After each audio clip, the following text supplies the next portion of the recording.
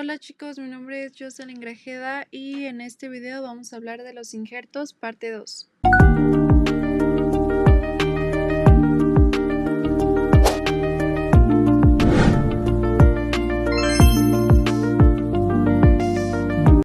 Vamos a comenzar explicando el injerto de hueso, que por concepto se define como un procedimiento utilizado para favorecer la reparación y regeneración del hueso en defectos óseos, fracturas y cirugías reconstructivas. Ejemplos de uso, pues puede ser fracturas que no consolidan bien, pérdida ósea por traumatismo o cirugía, por ejemplo, extracción de tumores óseos o reconstrucción de cirugías ortopédicas. Y para que el injerto forme parte del hueso van a ocurrir las mismas fases que en una fractura, que son estas. Primero tenemos al hueso normal, que es la imagen A. En condiciones normales, el hueso tiene una estructura bien organizada con su cavidad medular y un sistema de irrigación a través de la arteria nutricia. En la fase inflamatoria, que es la imagen B, cuando ocurre una fractura, colocamos un injerto óseo, hay un daño en los vasos sanguíneos, lo que provoca la formación de un hematoma. Este coágulo de sangre contiene factores de crecimiento que activan la regeneración del tejido óseo. La fase 3, que es la fase de la formación del callo blando, la imagen C, a medida que va a avanzar esta reparación, el hematoma se organiza en un tejido de granulación rico en células madre y vasos sanguíneos. Este tejido comienza a formar una estructura temporal llamada callo blando, que es una mezcla de fibrocartílago. La fase 4, que es la fase de formación del callo duro, es la imagen de donde el fibrocartílago que les mencionaba se va a mineralizar y se va a transformar en hueso esponjoso, dando lugar al callo duro. Y finalmente la fase de remodelación ósea, que es la imagen E, cuando finalmente el hueso esponjoso se reorganiza para recuperar la forma y resistencia del hueso original. Aquí se remodela el callo óseo formando un hueso compacto nuevo.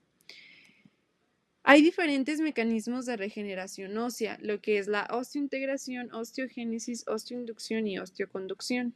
Primero tenemos a la osteointegración, que es la imagen A. Este proceso ocurre cuando el injerto y el hueso receptor se unen directamente sin que haya crecimiento óseo entre ellos. Entonces no va a haber formación de hueso nuevo, simplemente se va a estabilizar el injerto dentro del hueso receptor para que sirva como soporte. En la osteogénesis, este mecanismo ocurre cuando el injerto aporta células como lo son los osteoblastos que van a migrar hacia el hueso receptor y van a formar hueso nuevo. Después estos osteoblastos se van a convertir en osteocitos, que ya es la célula madura en el hueso receptor. Posterior también tenemos a la osteoinducción, que aquí el injerto no aporta células directamente, pero sí va a estar liberando factores de crecimiento que van a estimular al hueso receptor a producir sus propias células. Entonces el injerto es como activador, ¿sí? Porque va a liberar factores de crecimiento y así el otro va a crecer.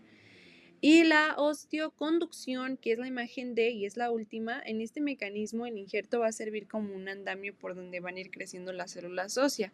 Como tal no va a aportar células nuevas, solo va a ser como la estructura para que el hueso crezca. Es común en injertos inertes como hidroxiapatita o biocerámicas y va a ser útil en defectos grandes donde el hueso necesita un guía para crecer, ¿va?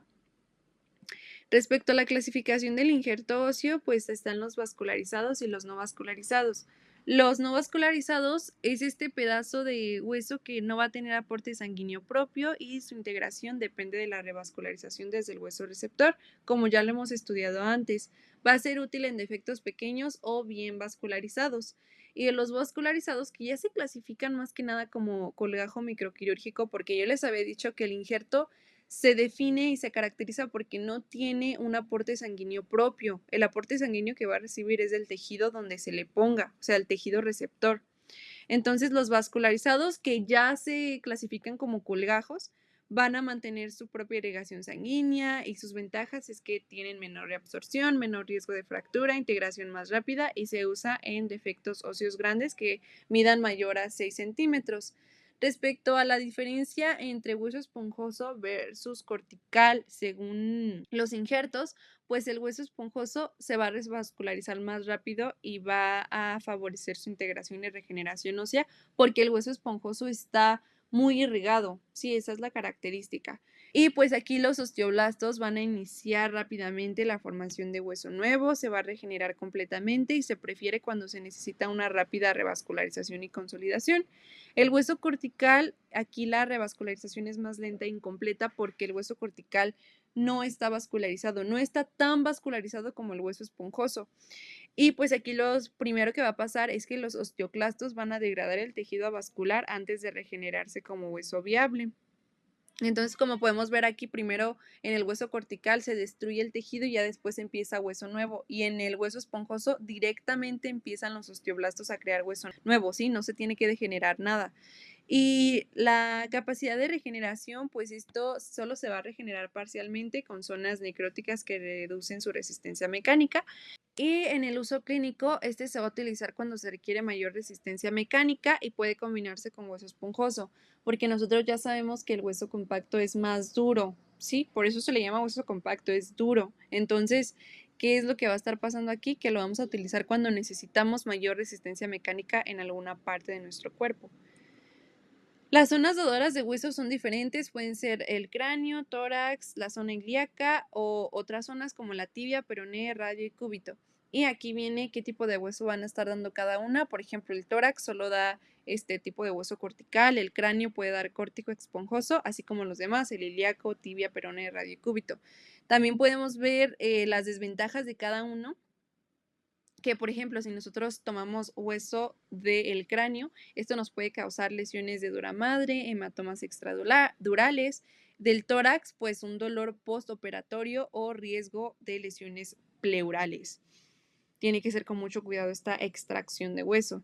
Y respecto a la zona dadora ilíaca, bueno, pues aquí no tiene que ser en menores de 10 años porque su osificación aún no se ha finalizado. Entonces, en esta etapa el hueso todavía está en desarrollo, lo que puede aumentar el riesgo de complicaciones y deformidades, el riesgo de hernias porque puede debilitar la pared muscular, el gluteal gate, que es una marcha glútea normal, el hematoma, pues ya sabemos que es una acumulación de sangre fuera de los vasos sanguíneos, el peroné con alto riesgo de no unión, que ya corresponde a la zona dadora, que es otros. El peroné, ya sabemos que es un hueso largo de la pierna que no soporta la carga principal del peso, pero ayuda a la estabilidad. Entonces, cuando se extrae una parte del peroné para injerto, hay un riesgo de que no cicatrice bien y que se vuelva frágil y pueda fracturarse fácilmente. Y pues aquí tenemos una extracción de cómo sería en el hueso ilíaco, que forma parte de la pelvis. Es una de las mejores fuentes de injerto óseo porque tiene una combinación de hueso esponjoso y cortical. Y pues va a permitir una mejor integración en la zona receptora porque está muy vascularizado. Ahora, respecto a los injertos de cartílago, pues vamos a estar utilizando cartílago elástico y hialino. Se utiliza para corregir contornos, para rellenar y como soporte estructural. Van a ser útiles en reconstrucción de oreja, nariz, párpado, pezón, articulación temporomandibular también. Respecto a los beneficios, este es fácil de moldear, no requiere irrigación sanguínea, pero se reabsorbe lentamente. ¿Por qué, Jocelyn, este no requiere irrigación sanguínea? Porque se mantiene viable, porque recibe nutrientes por difusión desde los tejidos circundantes.